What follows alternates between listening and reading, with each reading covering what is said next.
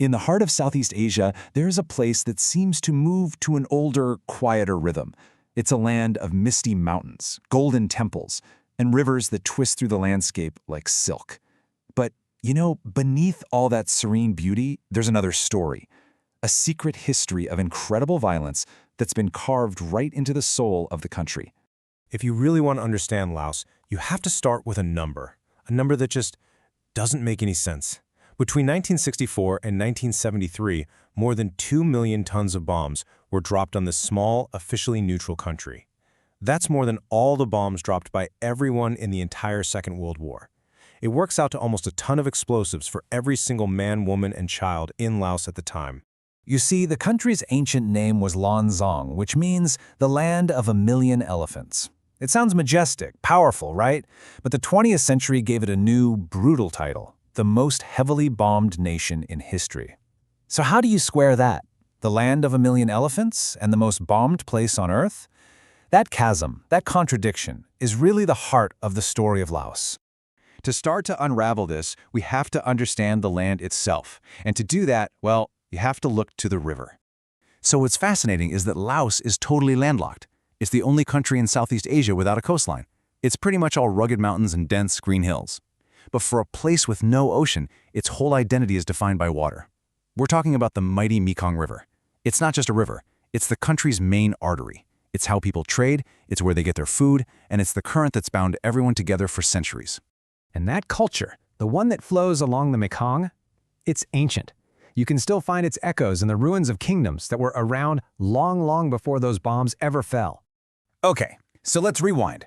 Way back in 1353, the Kingdom of Lan Sang was founded, and for hundreds of years, it was a real center of power and trade.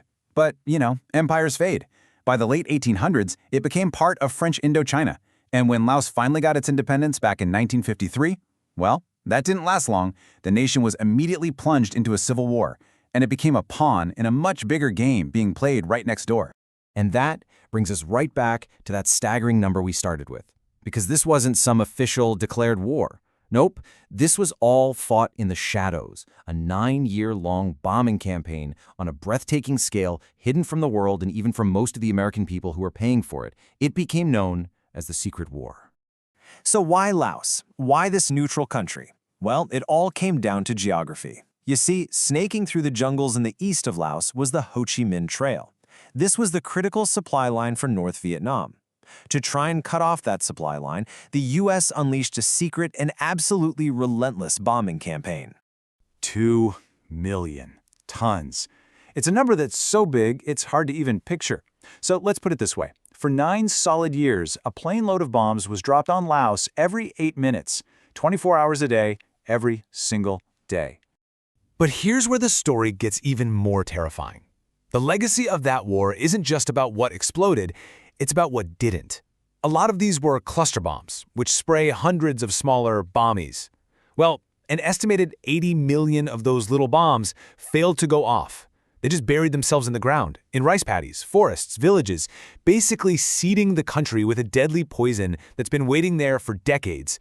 And because of that, for the people of Laos, the war has never really ended. These unexploded bombs, the UXO, are like ghosts that still haunt the land. Even today, they continue to kill and maim. A farmer hits one with a hoe, a child finds a strange metal ball in a field. About 50 people become victims every single year. The past isn't history here. It's a daily, lethal threat. But, and this is so important, the story of Laos is not just one of tragedy. It is also an incredible story of resilience. This is a nation that is learning how to forge a new path forward, literally out of the craters of its past.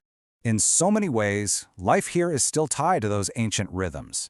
An incredible 80% of the population still lives by subsistence farming. Their lives are shaped by the monsoon rains and the rice harvest. It's a way of life that has survived for centuries, this deep root of tradition in a country that seems so much chaos.